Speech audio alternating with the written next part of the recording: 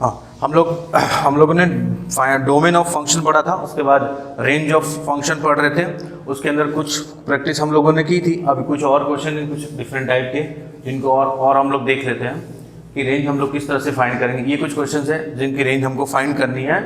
First देखिए, F of x equal to 1 by 1 सबको discuss करते हैं, A sine x plus B.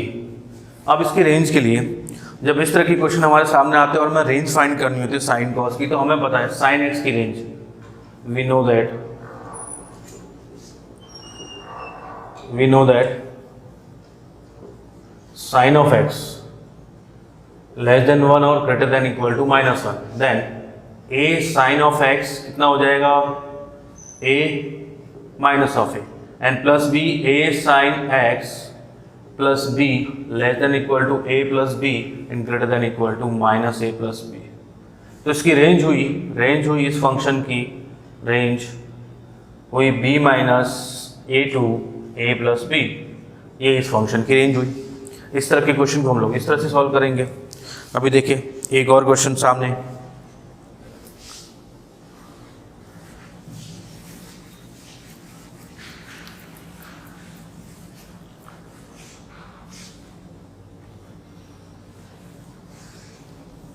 हाँ नेक्स्ट क्वेश्चन देखिए, F of x equal to 4 tan x into cos of x. ध्यान दें, इसकी रेंज फाइंड करनी है, तो इसको मैं क्या लिख सकता हूँ, 4 sin x upon cos x into cos of x. अब इसको मैं कॉस एक्स और कॉस एक्स कब कैंसिल कर सकता हूँ, जब कॉस एक्स है वो जीरो ना हो।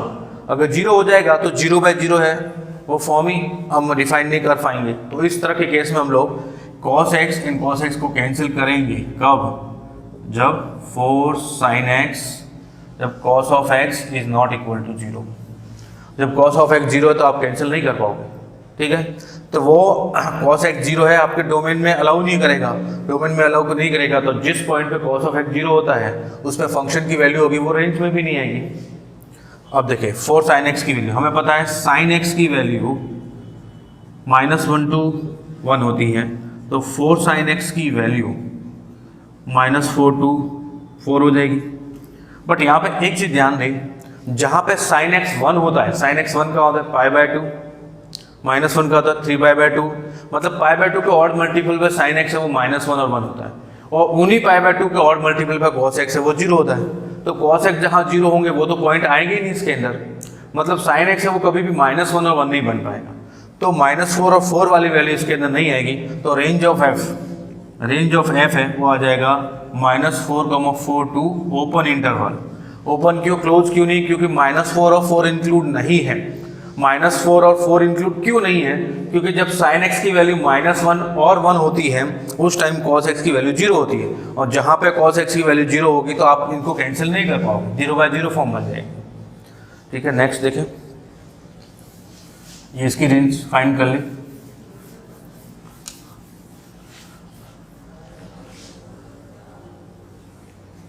अब देखिए इसकी रेंज फाइंड करनी है, y equal to x² upon 1 plus x²। अब इसको दोनों मेथड से कर लेते हैं। सबसे पहले देखें, आपको पता है कि इसकी वैल्यू कभी भी नेगेटिव नहीं हो सकती, y is always greater than और इक्वल टू 0। क्यों, ये positive, 1 plus positive, positive upon positive, positive, ठीक है। दूसरी चीज, आप सबको पता है कि इसकी वैल्यू 1 प्लस x² की वैल्यू हमेशा बड़ी होती है x² से, ऑलवेज।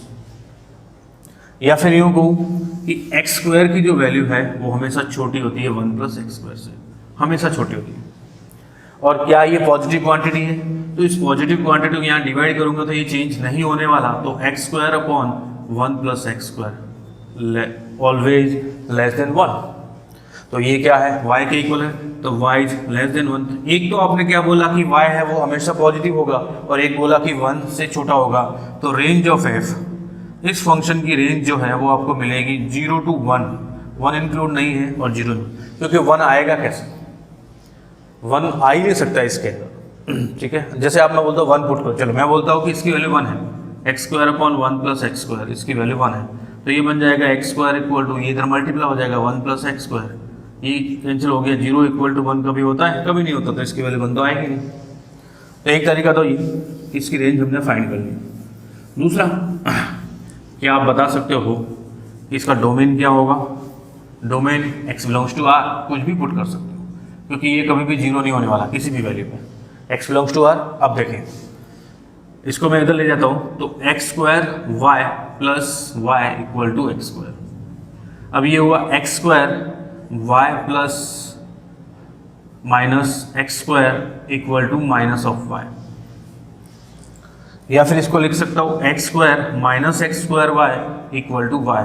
दोनों में से X square common, 1 minus Y equal to Y, then X square equal to Y upon 1 minus Y, then X equal to square root of y upon 1 minus y.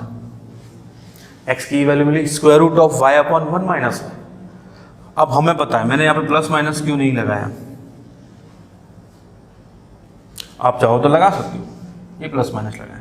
अब देखें, x के define होने के लिए ये क्या होना चाहिए? Positive. For x to be define y upon 1 minus Y should be always greater than और इक्वल टू 0। ये पॉजिटिव कब होगा? जब या तो ये दोनों पॉजिटिव हो या दोनों नेगेटिव हो। एक केस दोनों पॉजिटिव हो, y भी पॉजिटिव है या फिर इसको नंबर लाइन से इसके दो रूट मिलेंगे, एक 0 और एक 1। अब देखें, इसको मैं क्या करना पड़ेगा? y माइनस 1 बनाना पड़ेगा। नंबर लाइन के लिए हम लोगों ने पढ़ा, तो इसको लिखता हूँ y upon y minus 1 less than equal to 0 हो गया।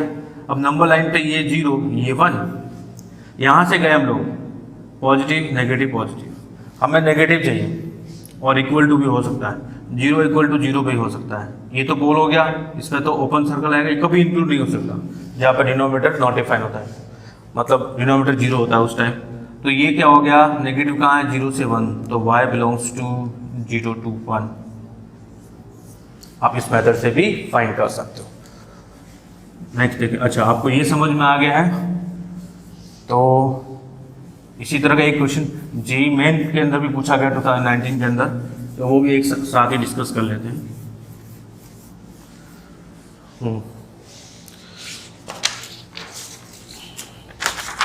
जेईई मेन 2019 क्या बोलता है देखिए,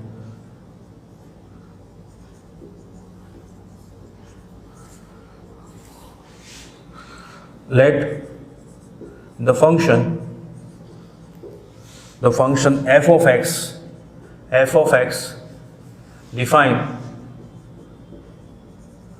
define on f such that r minus -1, 1 to a, where f of x equal to x square upon 1 minus x square. Find a if f of x is surjective। f of x है वो surjective है, तो a find करना है हमको। ठीक है, surjective का मतलब बताता हूँ। सर्जेक्टिव का मतलब जब फंक्शन ऑन टू का मतलब उसका डोमेन और रेंज इक्वल होती है। तो ये फंक्शन यहाँ से यहाँ तक है, तो ये को डोमेन है, और को डोमेन और रेंज जब इक्वल होती है तो सर्जेक्टिव बनता है। मतलब हमसे क्या पूछा है? रेंज पूछी है। इनडायरेक्टली उन्होंने रेंज पूछी है इसकी, इस फंक्शन की। तो चलो रेंज फाइंड कर लेते हैं। ऐसा एक क्वेश्चन आपके सामने देखो, कितना डिफरेंस है। यहाँ पे प्लस था, इन्होंने माइनस कर दिया। हम लोग क्लासरूम में ये क्वेश्चन करवाते हैं और उन्होंने यहाँ पे माइनस लगा के ये पूछ लिया, इतना सा डिफरेंस है। चलो इसकी रेंज फाइंड कर लेते हैं। रेंज क्या होगी इसकी? सबसे पहले तो वायलेट करेंगे इसको, x square upon 1 minus X square, ये इधर आ जाएगा। हाँ, यहाँ पे एक बात जरूर ध्यान देना कि एक्स की वैल्यू माइनस और 1 नहीं हो सकती। अगर किसी पॉइंट पे x की वैल्यू माइनस और 1 मिलती है, y की किसी वैल्यू पे -1 और 1 मिलती है, तो वो पॉइंट हटा देना है। चले अब देखें, y minus X square Y equal to X square, ये y इधर ही रहेगा, ये उधर शिफ्ट हो जाएगा। तो X square plus X square Y, X square common 1 plus Y equal to Y, then X square equal to Y upon 1 plus Y. यहाँ से हमें x मिल जाएगा, x equal to square root of y upon 1 plus Y. अब हमें पता है x के डिफाइन होने के लिए ये वाली वैल्यू पॉजिटिव होनी चाहिए, y upon y plus 1 should be positive. अब ध्यान दें, ये पॉजिटिव कब होगा? जब या तो दोनों पॉजिटिव होंगे या दोनों नेगेटिव होंगे। दोनों नेगेटिव होंगे तो नेगेटिव और नेगेटिव पॉजिटिव हो गया। अब इसके लिए हम लोग क्या करते हैं? नंबर लाइन एक तो ये -1 आया और एक ये 0 आया। यहाँ से स्टार्ट किया यहाँ तक। हमें क्या चाहिए, ध्यान देना, पॉजिटिव चाहिए। तो 0 से बड़ी वाली वैल्यू और -1 से छोटी वाली value. Then y belongs to -∞ to -1। क्या -1 इंक्लूड होगा? बिल्कुल नहीं, डिनोमिनेटर 0 नहीं होना चाहिए। यूनियन 0 इंक्लूड होगा, हाँ, न्यूमरेटर 0 हो सकता है।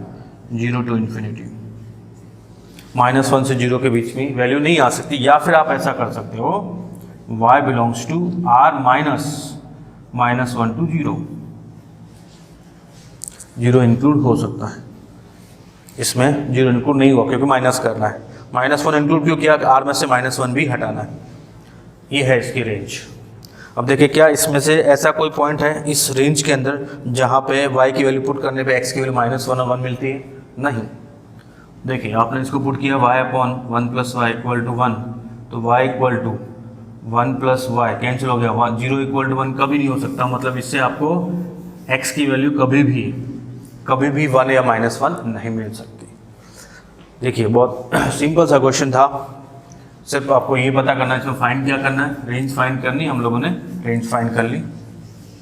इसलिए कहता हूँ, अगर आप सिर्फ क्लासरूम के नोट्स भी अच्छे से पढ़ लोगे तो भी आपका जेईई मेन का अच्छा स्कोर बन सकता है, और प्रैक्टिस तो करोगे तो और बहुत अच्छा स्कोर बन जाएगा। और बोर्ड के लिए आपको बताते ही हैं किस तरह से जाना होता है, आपको बोर्ड भी अच्छे मार्क्स भी मिल सकते हैं बोर्ड के अंदर भी। देखें, इस तरह के क्वेश्चन को इसकी रेंज फाइंड करनी है। अब समझिए, इसकी रेंज फाइंड करनी है तो रेंज के लिए सबसे पहले डोमेन फाइंड करना होता है। log of 3x² - 4x + 5 base e। अब ध्यान दें, log के अंदर जो वैल्यू पुट हो रही है वो ऑलवेज पॉजिटिव होनी चाहिए, ठीक है। तो 3x² - 4x + 5 should be always positive. Positive का मतलब सिर्फ पॉजिटिव, नॉन नेगेटिव नहीं, 0 भी नहीं। अब ध्यान दें, x² का कोएफिशिएंट पॉजिटिव, a इसमें पॉजिटिव है। d फाइंड करें, b² - 4ac 16 - 60 नेगेटिव आया। d नेगेटिव और a पॉजिटिव, तो इसकी वैल्यू ऑलवेज पॉजिटिव, ये हमेशा पॉजिटिव होगा। तो डोमेन तो आया, डोमेन ऑफ f = r। कुछ भी पुट कर सकते हो आप, कुछ भी, ये हमेशा पॉजिटिव देगा, और लॉग के अंदर तो पॉजिटिव ही चाहिए। अब log ऑफ x जो है वो इंक्रीजिंग फंक्शन है। अब आपसे पूछे इसकी रेंज फाइंड करो। अब रेंज इसकी फाइंड कैसे करोगे? हमें पता है, क्या पता है हमें कि log ऑफ x है वो इंक्रीजिंग फंक्शन है। देखो ये ग्राफ, x की वैल्यू बढ़ाते जाओगे तो y की इसकी वैल्यू भी बढ़ती जाएगी। इसकी वैल्यू आप बढ़ाते जाओ, इसकी वैल्यू ऑटोमेटिकली बढ़ती जाएगी। इसकी सबसे कम वैल्यू, मिनिमम वैल्यू क्या होती है? क्वाड्रेटिक की -d/4 है, -d/4 है, ये इसकी मिनिमम वैल्यू होती है। इस मिनिमम वैल्यू पे इसकी वैल्यू मिनिमम और मैक्सिमम तो इसकी इन्फिनिटी होती है, तो वो इन्फिनिटी तक चला जाएगा। चले, तो मिनिमम वैल्यू -d/4 है, कितना होता है -d/4 है? -d कितना है? 16 - 60 कितना हुआ? -44 अपॉन 4a, 4 × a कितना है? 3, ये हुआ माइनस और माइनस प्लस 11/3। तो इसकी मिनिमम वैल्यू आ जाएगी log ऑफ 11/3, और मैक्सिमम तो log 11/3 से, तो range of f = log of 11/3 to infinity. इसकी वैल्यू इन्फिनिटी तक जाएगी, जहाँ पर इन्फिनिटी तक जाएगी तो log की वैल्यू भी इन्फिनिटी तक जाएगी। चलो, एक और क्वेश्चन है आपके पास। हाँ, ये रहा। रेंज के लिए जितने टाइप के क्वेश्चन बन सकते हैं हम लोगों ने लगभग सारे डिस्कस कर लिए। आप लोग को सब प्रैक्टिस करनी है डोमेन रेंज, जितने प्रीवियस ईयर में पूछे गए हैं सारे, और एनसीईआरटी के क्वेश्चन तो आपको करने ही करने हैं। एक भी क्वेश्चन मिस नहीं होना चाहिए आपके एनसीईआरटी का, चाहे वो इलस्ट्रेशन हो, चाहे सप्लीमेंट्री मटेरियल हो, या फिर आपकी बुक हो एनसीईआरटी। चलें, y = 3 - 2x, इसकी रेंज फाइंड करनी है। सबसे पहले 2x हमें पता है क्या होता है। 2x, इसकी वैल्यू ऑलवेज पॉजिटिव, कभी भी नेगेटिव नहीं होता, ये कभी नेगेटिव नहीं। तो -2x always negative, always negative. Positive quantity जितनी भी है उसके सामने जितना आप नेगेटिव लगाओगे वो सारी वैल्यू कितनी हो जाएगी, नेगेटिव हो जाएगी। अब इसमें 3 ऐड करता हूँ तो 3 - 2 इज लेस देन 3। तो रेंज ऑफ एफ क्या आ गई, range of F equal to -∞ to 3। ये इसकी रेंज आ गई, समझ आया ना, क्योंकि 2 क्या होगा, 0 से इन्फिनिटी, 0 से इन्फिनिटी, 0 से इन्फिनिटी, -2 -∞ से 0 और उसमें +3 किया तो कितना हो जाएगा, -∞ से 3। नेक्स्ट ये वाला क्वेश्चन भी डिस्कस कर लेते हैं।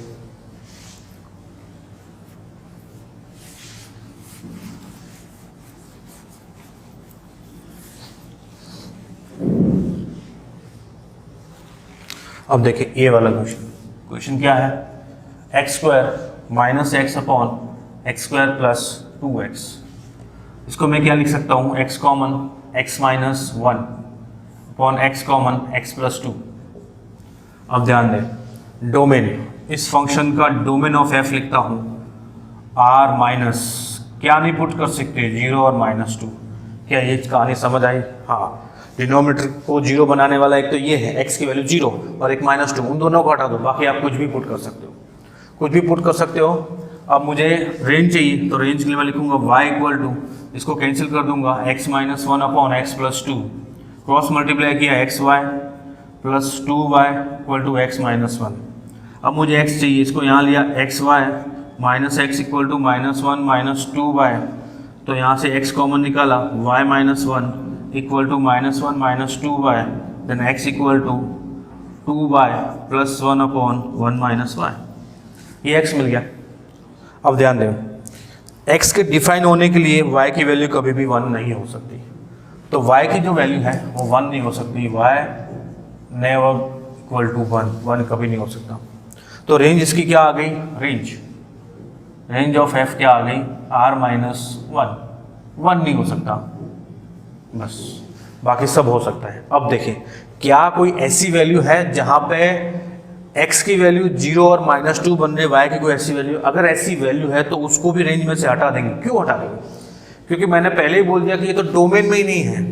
अगर ये डोमेन में ही नहीं है और यहाँ पे किसी पॉइंट पे ये वैल्यू में, जैसे मैं बोल रहा हूँ a to b कोई फंक्शन डिफाइन है, ये यहाँ से यह फंक्शन डिफाइन है, अगर ये पॉइंट डोमेन में है ही नहीं और इस पर कोई वैल्यू इसकी a बन रही है और ये यहाँ से हटा दूँ तो a बनेगा कैसे? बनेगा ही नहीं ना। जब बनेगा ही नहीं तो वो पॉइंट भी हटा देने हैं जिसके लिए डोमेन की ये जो वैल्यू जो डोमेन में इंक्लूड नहीं है वो बन रहे हैं। तो हम चेक कर लेते हैं कि x0 कहाँ बनेगा, जब 2y + 1 इक्वल टू 0 होगा, y इक्वल टू -1/2, तो ये भी हटा देना है, -1/2 भी, -1/2 और 1, ठीक है, क्योंकि ये कभी भी -1/2 y की कभी वैल्यू आपको मिलेगी नहीं, किसी पॉइंट में नहीं मिलेगी -1/2। अब चाहो तो ट्राई करके देख लो, क्योंकि 0 और -2 इसमें इंक्लूड नहीं है। ये वाली वैल्यू सिर्फ 0 पे ही बनती है, ये दोनों तो कैंसिल हो गए, 0 पुट करो, -1 और x 0, -1/2 और 0 तो इसके डोमेन में नहीं है तो आएगा ही नहीं। दूसरा, क्या इसकी वैल्यू -2 बन रही है, इस x की वैल्यू? ध्यान दें, -2 पुट करता हूँ equal to 2y + 1 upon 1 - y, cross multiply किया, -2 + 2y equal to 2y + 1 cancel हो गया, -2 इक्वल टू 1 कभी नहीं हो सकता, मतलब इसकी वैल्यू -2 तो आ ही नहीं रही, नहीं आ रही है तो कोई दिक्कत ही नहीं है। तो ये आ गई आपकी range of f equal to real number -1/2, 1, सिर्फ 2 पॉइंट नहीं मिलेंगे रेंज में, बाकी सारे पॉइंट मिलेंगे। नेक्स्ट एक और क्वेश्चन हम लोग डिस्कस कर लेते हैं, अच्छा वाला।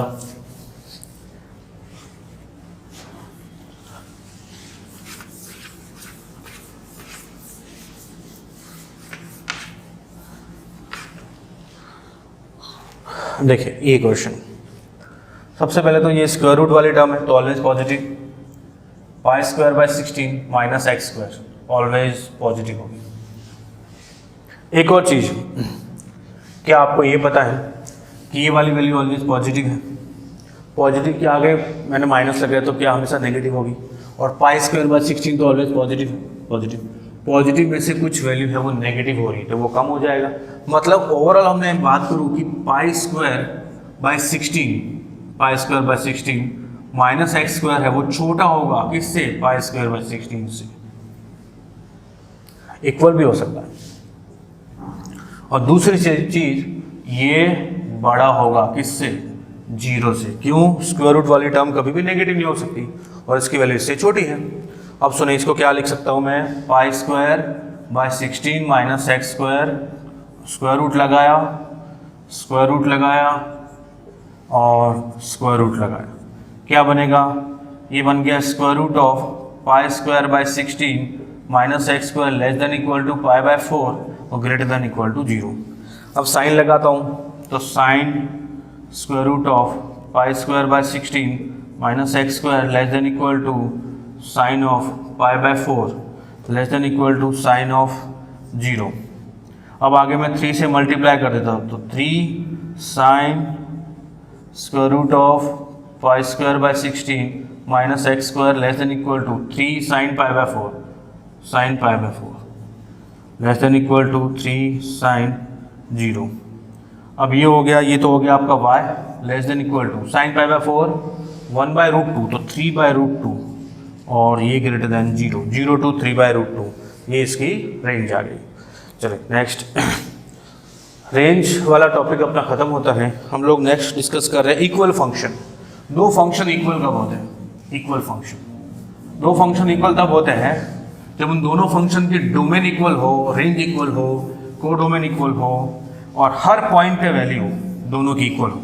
मतलब मान लो दो फंक्शन है f, एक फंक्शन है f जो a टू b डिफाइन है, दूसरा फंक्शन है g वो भी a टू b डिफाइन है, और a के कुछ एलिमेंट f में पुट करने पे मान लो x1 पुट किया, तो f ऑफ x1 की जो वैल्यू आ रही है उसी x1 पे g ऑफ x1 की वैल्यू भी उसके इक्वल होनी चाहिए। f ऑफ x1 और g ऑफ x1 इक्वल होने चाहिए, f of x2 g of x2। मतलब कोई एक एलिमेंट आप f में पुट करो तो उससे वही वैल्यू मिलनी चाहिए जो उस पॉइंट को g में पुट करने पे मिल रही है। अगर ऐसा एक भी पॉइंट मिल गया कि जो f में पुट करने पे अलग वैल्यू दे रहा है और g में पुट करने पे अलग वैल्यू दे रहा है, तो वो इक्वल फंक्शन नहीं होंगे। तो एक दो फंक्शन इक्वल कब होते हैं, जब दोनों का डोमेन सेम हो, रेंज सेम हो, को डोमेन इक्वल हो और हर पॉइंट पे x की हर वैल्यू पे दोनों की वैल्यू इक्वल है।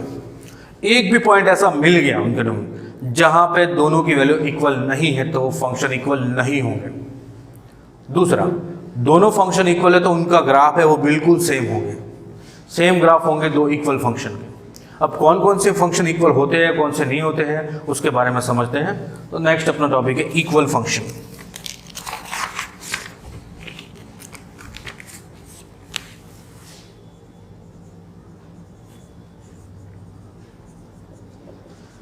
इक्वल फंक्शन,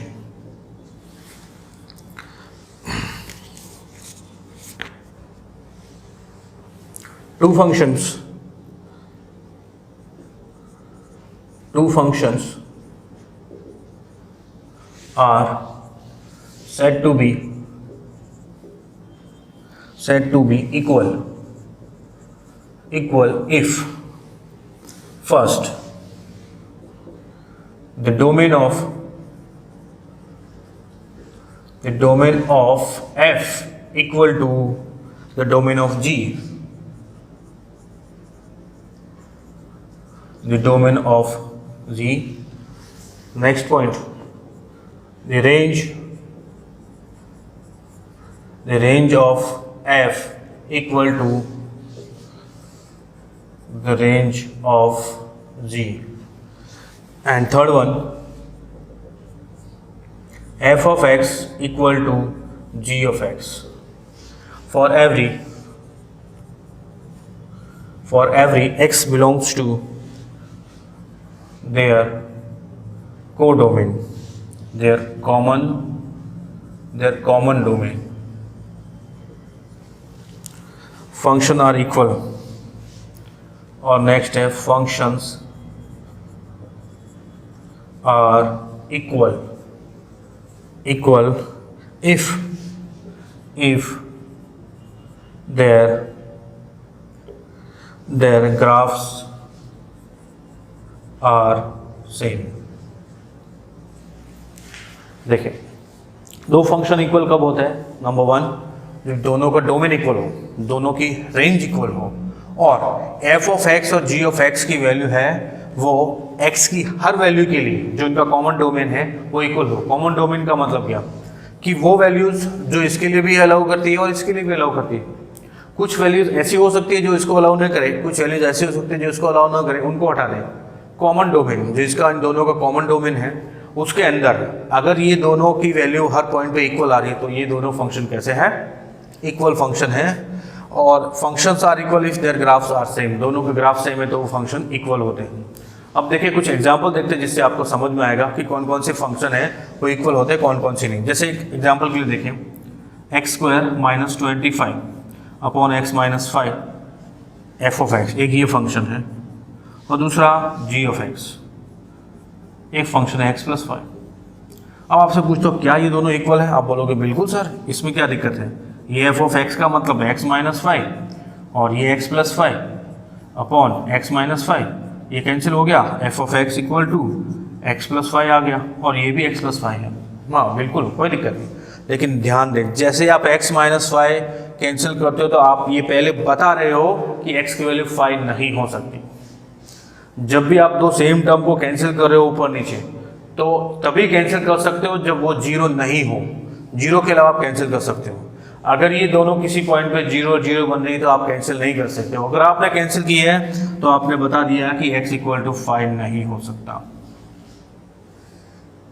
ठीक है, तो f of 5 not defined, f of 5 defined नहीं है तो रेंज या डोमेन ऑफ f होगा r माइनस 5 नहीं आ सकता, जबकि इसमें डोमेन ऑफ g वो r आ सकता है, 5 भी पुट कर सकते हैं।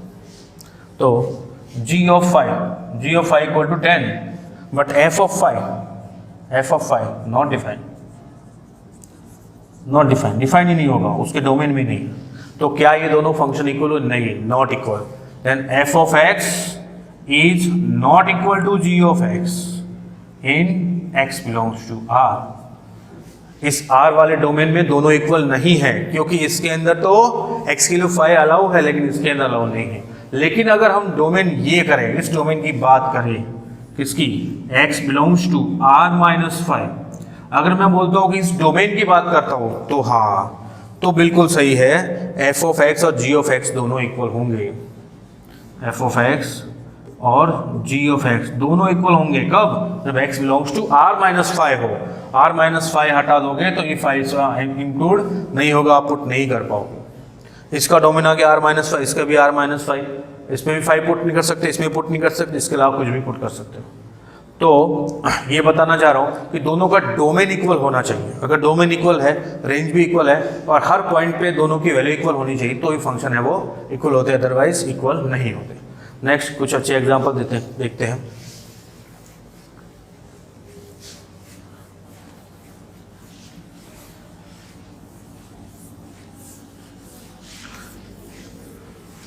कौन कौन से फंक्शंस इक्वल है और कौन कौन से नहीं, कैसे पता करते हैं उसको समझने की कोशिश करते हैं हम लोग।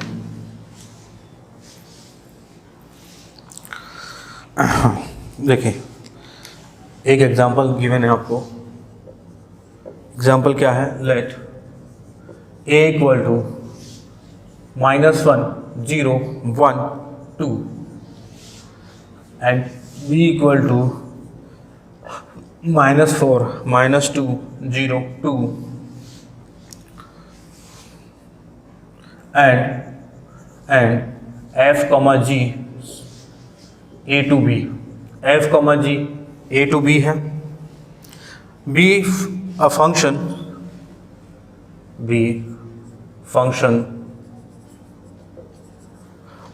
by f of x equal to x square minus x, where x belongs to a, and g of x equal to 2 into x minus 1 by 2 minus 1,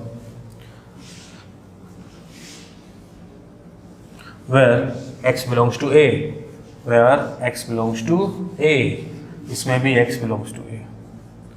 अब आपको बताना है कि f और g दोनों इक्वल है या नहीं है। चले f और g दोनों इक्वल है या नहीं वो चेक करते हैं। सबसे पहले तो दोनों फंक्शन है f और g वो a टू b डिफाइंड है, मतलब a इसका डोमेन है, दोनों का डोमेन इक्वल, दोनों का कोडोमेन भी इक्वल है, दोनों का डोमेन और कोडोमेन इक्वल है। तो अब हमें चेक करना है x की हर वैल्यू पे, इसकी हर वैल्यू पे एफ और जी दोनों की वैल्यू इक्वल है या नहीं है। तो सबसे पहले मैं f of minus one find करता हूँ। एफ ऑफ माइनस वन क्या मिलेगा मुझे, f of minus one, minus one का square minus minus plus one, 2 मिल जाएगा। F of zero, zero minus zero zero, f of one, one minus one zero, and f of two, f of two, 2 का square 4 minus 2 2। अब g of minus one, g of minus one देखो क्या मिला, 2 into minus one by two minus one equal to minus one by two minus 3 by two into two minus 3 3 3 minus one equal to 2। G of zero, g of zero क्या बनेगा, 2 into zero minus one by two minus one, ये हो जाएगा minus one by two का modulus 1 by two, 1 by two into two 1, 1 minus one equal to 0। और g of one, 2 into one minus one by two minus one, 1 minus one by two 1 by two, 2 into one by two minus one equal to 0। और g of two, g of two कितना हो जाएगा, 2 into two minus one by two minus one, 2 minus one by two, 3 by two, 3 by two into two 3, 3 minus one 2। अब ध्यान से देखें, minus one पे function F of x की value 2, g of x की वैल्यू भी 2, F of x की value 0 पे 0, जी ऑफ 0 भी 0, एफ ऑफ 1 भी 0, जी ऑफ 1 भी 0, एफ ऑफ 2 भी 2 और जी ऑफ 2 भी 2, then f of x equal to g of x, दोनों इक्वल फंक्शन होंगे। नोट कीजिए इसको।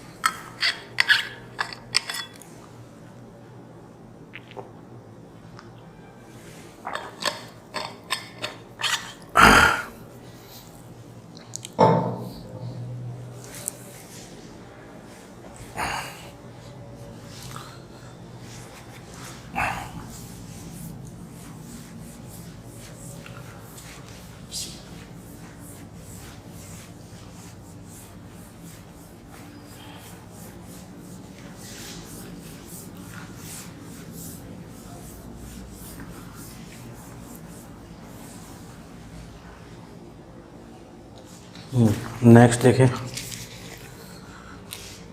क्वेश्चन गिवन है आपको, find the domain, find the domain of x for which the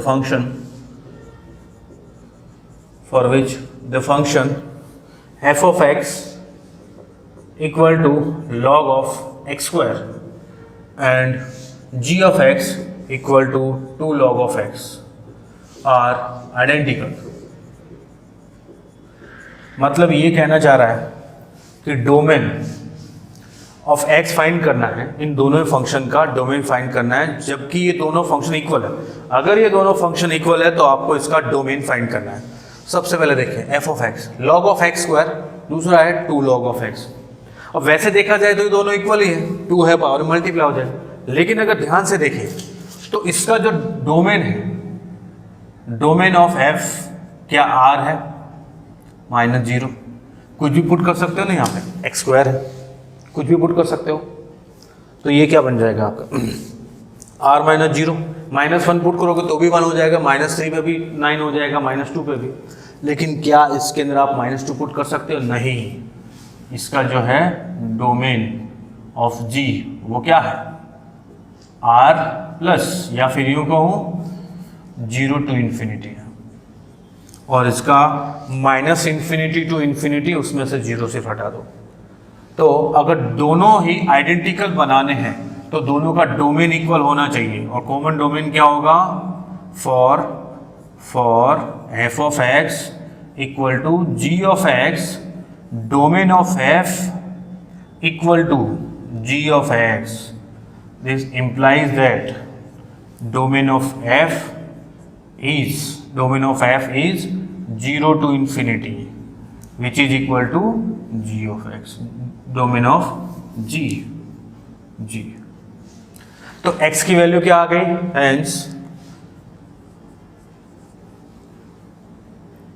hence x equal to 0 to infinity is domain of f and g। f और g का जो domain है वो 0 टू इन्फिनिटी आ जाएगा। क्यों आएगा 0 टू इन्फिनिटी? क्योंकि दोनों को इक्वल बनाना है, अदरवाइज तो इक्वल है ही नहीं, दोनों का डोमेन अलग अलग है तो इक्वल नहीं है। लेकिन इक्वल जबरदस्ती बनाना है तो इनके डोमेन को ऐसे लाना पड़ेगा कि दोनों के डोमेन इक्वल हो जाए। दोनों के डोमेन इक्वल हो जाने के बाद तो फिर ये फंक्शन दोनों एक जैसे हो जाएंगे। एक जैसे हो गए कब होंगे? जब दोनों का डोमेन इक्वल होगा। डोमेन इक्वल कब होगा? ये तो 0 टू इन्फिनिटी है, इसको भी 0 टू इन्फिनिटी बना सकते हैं। इसको हम ऐसा तो नहीं बना सकते minus infinity to infinity minus 0, लेकिन इसको तो बना सकते हैं 0 टू इन्फिनिटी। तो इसको बनाया 0 टू इन्फिनिटी और इसका तो 0 टू इन्फिनिटी है ही। दोनों के डोमेन इक्वल हो गए, दोनों फंक्शन इक्वल हो गए। नेक्स्ट देखें,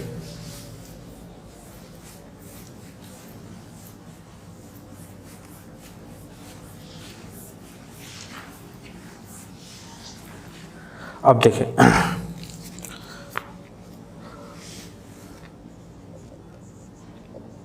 find out which of the following functions are identical।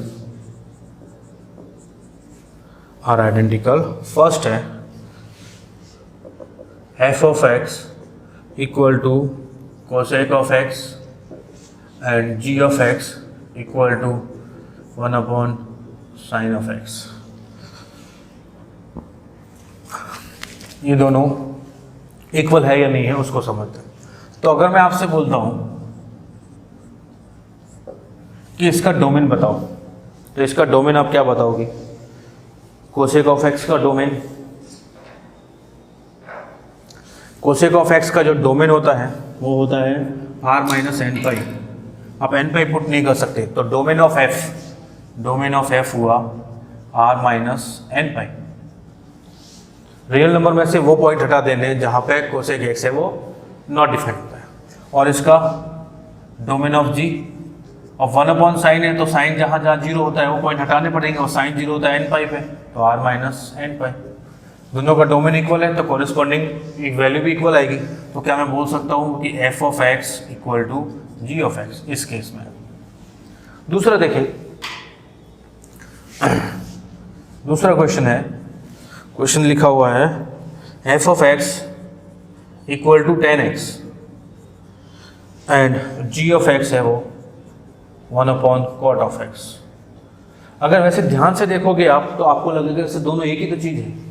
हाँ एक ही चीज़ है, लेकिन हम एक ही चीज़ को बनाते हैं ज़बरदस्ती, डोमेन को रिडिफाइन करते हैं, लेकिन ये इक्वल नहीं है। कैसे समझें? क्या मैं बोल सकता हूँ कि f ऑफ x की वैल्यू 0 आ सकती है? 0 आ सकती है। क्यों? जब f ऑफ 0 पुट करूँगा f of 0 equal to 0, but क्या g ऑफ 0 कॉट 0 क्या होता है? Not defined. और जो डिफाइन नहीं होता वो उसके डोमेन में ही होता है, डोमेन में होता ही नहीं है। Hence 0 belongs to domain of f, 0 belongs to domain of f, but 0 does not belongs to domain of g। अब ये क्या कहानी आ गई? कॉट एक्स का डोमेन क्या होता है? कॉट एक्स का डोमेन वो होता है जहाँ पे कॉट एक्स होता है कॉस अपॉन साइन। जहाँ जहाँ साइन 0 है वो उसके डोमेन में आता ही नहीं है, एन पाई उसके डोमेन में नहीं आता है। और यहाँ पे साइन अपॉन कॉस होता है, कोई दिक्कत ही नहीं है। जहाँ जहाँ साइन 0 होता है, वो इसके डोमेन में आ सकता है, लेकिन इसके डोमेन में नहीं आ सकता। ये तो एक छोटा सा एग्जांपल, और भी बहुत सारे, जैसे देखो इसी होता है साइन अपॉन कॉस, जहाँ पे कॉस 0 वो इसके डोमेन में नहीं है, लेकिन इसके डोमेन में होता है। ये तो एक छोटा सा एग्जांपल दे दिया। तो एक से आपको समझ में आ गया कि 0 है वो f ऑफ x के डोमेन में आता है, जबकि 0 है वो g के डोमेन में नहीं आता है। तो f ऑफ 0 हो सकता है but g of 0 not defined. तो एफ ऑफ एक्स की वैल्यू 0 हो सकती है, लेकिन जी ऑफ एक्स की वैल्यू कभी भी 0 नहीं हो सकती, क्योंकि उसके लिए कॉट एक्स है वो नॉट डिफाइंड इनफाइनाइट होना पड़ेगा, और इनफाइनाइट को हम बोलते हैं कि वो हमारे डोमेन में नहीं है। Hence f of x is not equal to g of x. ध्यान देना, हम लोग अक्सर ये लिखते हैं, लेकिन जब लिखते हैं तो हम ये मान के चलते हैं कि जो पॉइंट्स इनमें इक्वल नहीं बनाते हैं उन पॉइंट्स को हम हटा देते हैं। चलिए नेक्स्ट है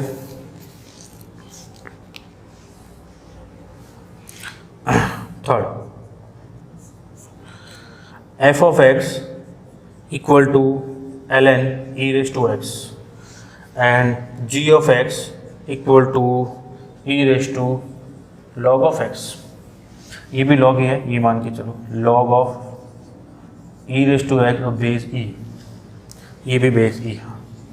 अब ध्यान से देखो, दिखने में तो दोनों एक जैसे लग रहे हैं, इसकी x मल्टीप्लाई हो जाएगा log e बेस e, 1 हो जाएगा तो x आ जाएगा, ये e की पावर log e है x बेस e, तो ये भी x आ जाएगा, दोनों इक्वल हो जाएगा। लेकिन ध्यान से देखो, इसका डोमेन ऑफ f, आप इसमें x की जगह कुछ भी पुट कर सकते हो, e रेज टू x कभी मना नहीं बोलता कि x की कुछ भी वैल्यू पुट कर सकते हो r, और e रेज टू x की वैल्यू है वो पॉजिटिव आती है, तो log भी मना नहीं बोलेगा, तो इसका डोमेन क्या आ गया, r आ गया।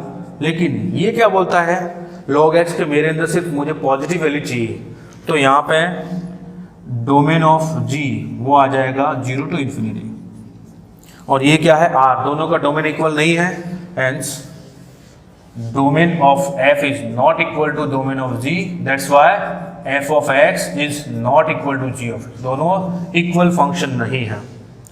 नेक्स्ट देखिए, आज तक हम जिन चीज़ों को इक्वल बोलते जा रहे हैं, अब हम बोल रहे हैं कि इक्वल नहीं है, इक्विवेलेंट है, इक्वल नहीं है। कुछ पॉइंट ऐसे होते हैं जहाँ पे ये इक्वल नहीं होते हैं, हम ये मान के चलते हैं कि वो पॉइंट उस टाइम पे हम नेगलेक्ट कर चुके हैं, इसलिए हम इक्वल लिखते हैं। चले एक और अच्छा सा क्वेश्चन है, f of x equal to square root of 1 minus cos of 2x by 2 and g of x जो है वो बता रहा है कि ये साइन ऑफ एक्स है, जी ऑफ एक्स है वो साइन ऑफ एक्स है, और एफ ऑफ एक्स ये वाले टर्म।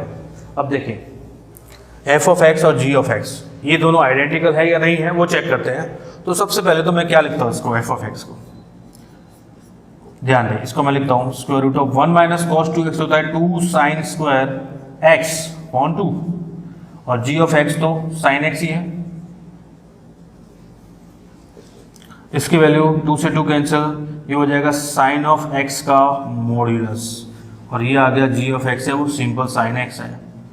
अब ध्यान दें, range of f equal to 0 to 1, क्या ये कहानी समझ आएगी, क्योंकि मॉडुलस फंक्शन कभी नेगेटिव नहीं बनाएगा, और range of g equal to -1 to 1, दोनों की रेंज इक्वल है, नहीं है, range of f is not equal to range of g, that's why f of x is not equal to g of x। इतना difference है, देखिए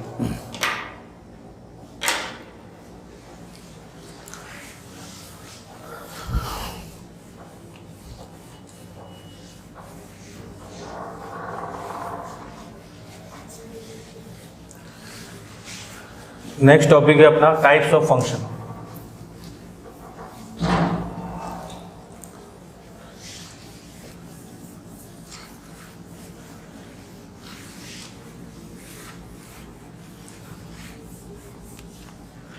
types of function,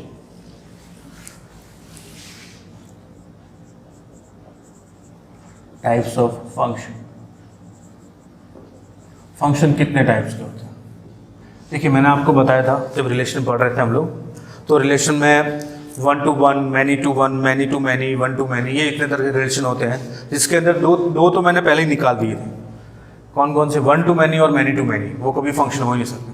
तो function बचे दो, कौन कौन से, 1 to 1 और मैनी टू 1। तो फंक्शन कितने टाइप्स के हो सकते हैं, 1 to 1 फंक्शन, 1 to 1 फंक्शन हो सकते हैं, और मैनी टू 1 हो सकता है, मैनी टू 1 फंक्शन हो सकते हैं, ठीक है। एक फंक्शन ऑन टू होता है और एक फंक्शन इन टू होता है। इन सभी को मैं थोड़ा सा आपको आइडिया दे देता हूँ क्या क्या है, उसके बाद हम डिटेल में वन बाय वन पढ़ते हैं। 1 to 1 फंक्शन, अगर f a to b कोई फंक्शन डिफाइन है, a to b, इसके अंदर a b c d e 1 2 3 4 5 ये एलिमेंट्स है, अगर ये इस तरह से कनेक्टेड है तो इस तरह के फंक्शन को 1 to 1 फंक्शन बोलते हैं, 1 to 1 फंक्शन बोलते हैं। दूसरा, अगर कोई फंक्शन इस तरह से कनेक्टेड है, a to b इस तरह से डिफाइन है कोई फंक्शन,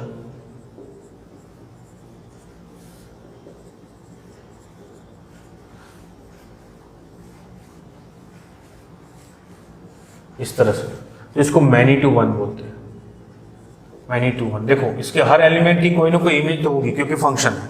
दूसरा, एक एलिमेंट की एक से ज़्यादा इमेज नहीं हो सकती, लेकिन एक से ज़्यादा एलिमेंट की एक इमेज हो सकती है, एक से ज़्यादा एलिमेंट की एक इमेज हो सकती है, इसको मैनी टू वन फंक्शन बोलते हैं। ऑन टू फंक्शन किसको बोलते हैं? ये जो फंक्शन है ये ऑन टू फंक्शन है, ऑन टू। क्यों? ऑन टू का मतलब होता है कि एफ फंक्शन कोई ए टू बी डिफाइन है, तो इसमें ऐसा एक भी एलिमेंट नहीं रहना चाहिए जिसकी प्री इमेज ना हो, या फिर इसमें एक भी एलिमेंट ऐसा नहीं हो जो किसी की इमेज नहीं हो, सारे एलिमेंट किसी न किसी की इमेज होनी चाहिए, वो ऑन टू फंक्शन होता है। और इनटू किसको? कुछ एलिमेंट ऐसे हो सकते हैं जो किसी की इमेज ही ना हो, हम तो खाली बैठे, हम तो किसी की इमेज नहीं है, किसी से कनेक्टेड नहीं है। बी में, इसमें तो ऐसा पॉसिबल ही नहीं, तो फंक्शन ही नहीं बनेगा। बी में कुछ एलिमेंट ऐसे हो सकते हैं जो किसी की इमेज ना हो, तो उसको इनटू फंक्शन बोलते हैं, ऑन टू इनटू। तब देखो आपके सामने कितने तरह के फंक्शन आ गए, कितने तरह के फंक्शन आ गए। 1 1 क्या क्या हो सकता है? इंटू ऑन टू दोनों हो सकता है, many to one into onto दोनों हो सकता है। तो मैं बोल सकता हूं फंक्शन फर्स्ट 1 1 ऑन टू, दूसरा 1 1 इनटू, तीसरा मैनी टू वन,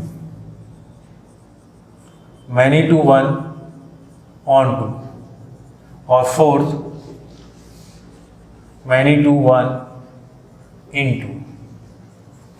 ये इतने टाइप के फंक्शन हो सकते हैं। 1 1 फंक्शन को हम लोग इंजेक्टिव बोलते हैं, इंजेक्टिव, और ऑन टू को सरजेक्टिव बोलते हैं। तो मैं बोल सकता हूँ ये इंजेक्टिव भी है और सब्जेक्टिव भी है। ये वाला जो फंक्शन है वो 1 1 है, मतलब इंजेक्टिव तो है लेकिन सब्जेक्टिव नहीं, ऑन टू नहीं है, तो ये सब्जेक्टिव नहीं है। ये मैनी टू वन है, मतलब 1 1 नहीं है तो इंजेक्टिव नहीं है, इंजेक्टिव नहीं है, और ऑन टू है मतलब सब्जेक्टिव है। ये इंजेक्टिव भी नहीं है और सब्जेक्टिव भी नहीं है। ये 4 टाइप के फंक्शन। चलो इसका एग्जांपल मैं आपको देता हूँ। A B C D E 1 2 3 4 5, ये A to B कोई फंक्शन डिफाइन है F। एक ये है A B C D E 1 2 3 4 5, ये A to B कोई फंक्शन डिफाइन है F। ये है एक सेट A है टू सेट B, F कोई फंक्शन है A B C D E 1 2 3 4 5, A to B कोई फंक्शन डिफाइन है, A to B कोई फंक्शन डिफाइन है A B C D E 1 2 3 4 5।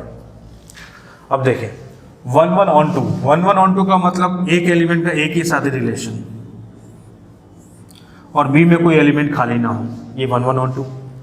1 1 into, 1 1 into का मतलब एक का एक के साथ रिलेशन हो, और एक एलिमेंट बी में ऐसा हो, एक या ज़्यादा भी हो सकते हैं जिनकी जो किसी की इमेज ना हो। ये 1 का 1 के साथ रिलेशन है, इसलिए 1 1 बोलेंगे, और इनटू क्यों बोलेंगे? क्योंकि इसमें कोई एलिमेंट ऐसे है जिनकी कोई जो किसी की इमेज ही नहीं है। Many to one onto, many to one का मतलब एक से ज़्यादा हो जिसके साथ अटैच्ड हो, और ऑन टू का मतलब क्या कह रहा है ये?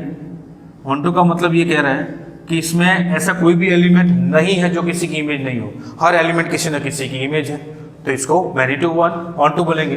Many to one into, many to one, ये मैनी टू वन आ गया, और इंटू का मतलब आपके पास कुछ एलिमेंट ऐसे हैं जो किसी की इमेज नहीं है। तो इतने टाइप के फंक्शन होते हैं, ये टाइप्स ऑफ फंक्शन है। अब इसके अंदर हमारे जो मेन काम की चीज़ है वो ये है, जिसको हमें डेप्थ में पढ़ना है, 1 1 ऑन 2। जब 1 1 और ऑन 2 दोनों साथ में मिलते हैं तो उसको बाइजेक्टिव फंक्शन बोलते हैं, बाइजेक्टिव फंक्शन। और जो फंक्शन बाइजेक्टिव होता है वही इन्वर्टिबल होता है। इन्वर्टिबल होता है मतलब उसी का इन्वर्स पॉसिबल है। तो अगर आपको किसी फंक्शन का इन्वर्स फाइंड करना है तो पहले आपको ये चेक करना पड़ेगा कि क्या वो फंक्शन इन्वर्टिबल है। इन्वर्टिबल का मतलब क्या वो फंक्शन 1 1 और ऑन 2 है। 1 1 का मतलब तो आपको समझ में आ गया कि हर एलिमेंट की यूनिक इमेज होनी चाहिए और एक एलिमेंट की एक ही इमेज हो, एक से ज़्यादा एलिमेंट की कोई एक इमेज सिंगल इमेज ना हो। अगर ऑर्डर पेयर में लिखे हुए है तो फर्स्ट वाला सेकंड वाला एलिमेंट कोई रिपीट नहीं हो रहा। फर्स्ट वाला एलिमेंट रिपीट हो गया तो फंक्शन ही नहीं होगा। सेकंड वाला एलिमेंट रिपीट हो गया तो वो क्या नहीं होगा, 1 1 नहीं होगा। और ऑन 2 का मतलब जो इसके रेंज है और कोडोमेन दोनों इक्वल होने चाहिए। देखो ये इसकी रेंज और यही कोडोमेन और रेंज इक्वल हो, वो क्या बन जाता है, ऑन 2 फंक्शन। तो अगर आपको प्रूव करना है कि फंक्शन ऑन 2 है तो उसकी रेंज जो हम लोग कैसे पहले फाइंड करते थे, रेंज कैसे फाइंड कर लेते, y इक्वल टू ये पुट करके x in terms of y, फिर देखते थे जो डोमेन के लिए रूल अप्लाई करते वो उसके लिए फिर y की वैल्यू निकाल देते हैं, वो और रेंज और कोडोमेन दोनों इक्वल आ जाते हैं तो फंक्शन क्या हो जाता है, सर्जेक्टिव ऑन 2 हो जाता है। चलिए अब 1 बाय 1 सबको अच्छे से डिटेल में पढ़ते हैं। तो सबसे पहले स्टार्ट करते हैं 1 1 फंक्शन। 1 1 के बाद पढ़ेंगे मैनी टू 1, उसके बाद ऑन 2, उसके बाद इन 2, और फिर पढ़ेंगे 1 1 ऑन 2, फिर पढ़ेंगे मैनी 1 ऑन 2। इस तरह से हम लोग सारे डिस्कस करेंगे। चलिए तो सबसे पहले स्टार्ट करते हैं टाइप्स ऑफ फंक्शन के अंदर 1 1 function. 1 1 function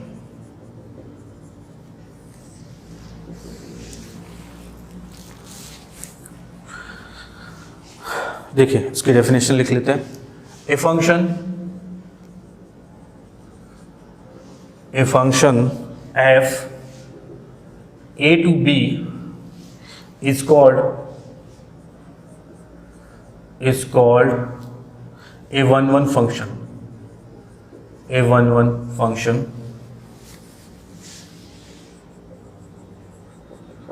a 1 1 function if the image of distinct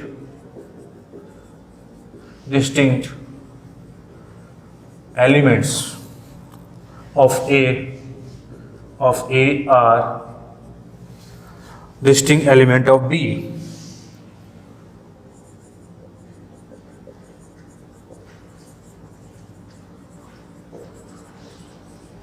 of B. मतलब ये कहना चाह रहा है कि ए के अलग अलग एलिमेंट के लिए बी के भी अलग अलग एलिमेंट होनी चाहिए। मतलब ए के अलग अलग एलिमेंट की बी में अलग अलग इमेज होनी चाहिए, वो 1 1 फंक्शन होता है। बिल्कुल सही है।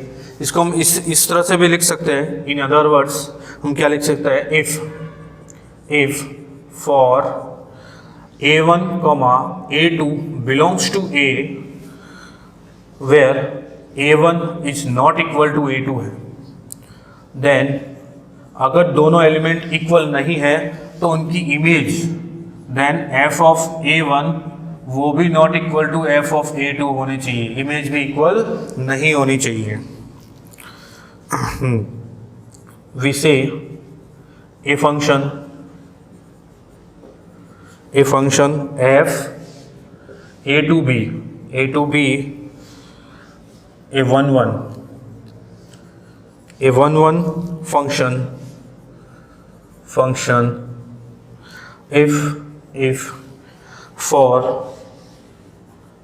a1 a2 belongs to A and f of a1 equal to f of a2 then a1 equal to a2। अब देखिए ये क्या चीज़ है, यहाँ पे ये क्या बताना चाह रहा है कि एक function f a to b वो 1 1 कब होगा। मैंने बोला कि इसके अंदर ये एक a1 है, a2, a3, a4 और f of a1, f of a2, F of A3 F of A4, ये एक फंक्शन है, ठीक है। अब समझिए, मैं बोलता हूँ कि A1 और A2 इक्वल नहीं है, तो एफ ऑफ A1 और एफ ऑफ A2 भी इक्वल नहीं होगा। ये इसके साथ रिलेटेड, ये इसके साथ रिलेटेड, हो गया 1 1। लेकिन अगर मैंने बोल दिया कि A1 और एफ ऑफ A1 और एफ ऑफ A2 इक्वल है, ये दोनों इक्वल है, एफ ऑफ A1, तो ये दोनों इक्वल हो गए, तो मैं बोलता हूँ ये एक ही है।